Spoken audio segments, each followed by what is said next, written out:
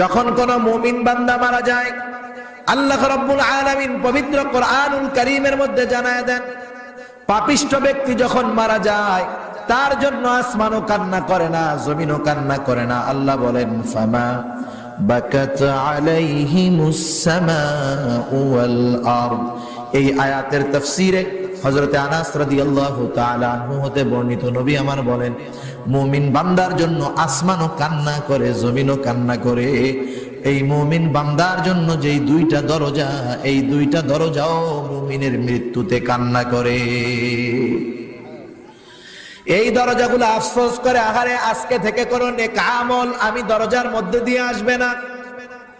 রিজিকের দরজা কান্না করে, আর আমি দরজার মধ্যে দিয়া ওই নেককার বান্দার জন্য কোনো রিজিক যাবে না। শুধু তাই নয়, জমিন কান্না করে, যেই জায়গা দিয়া মুমিন চলতো হাঁটতো, ওই জমিন আল্লাহর কাছে কান্না করে আর বলে, আহারে আজকে থেকে ওই মুমিন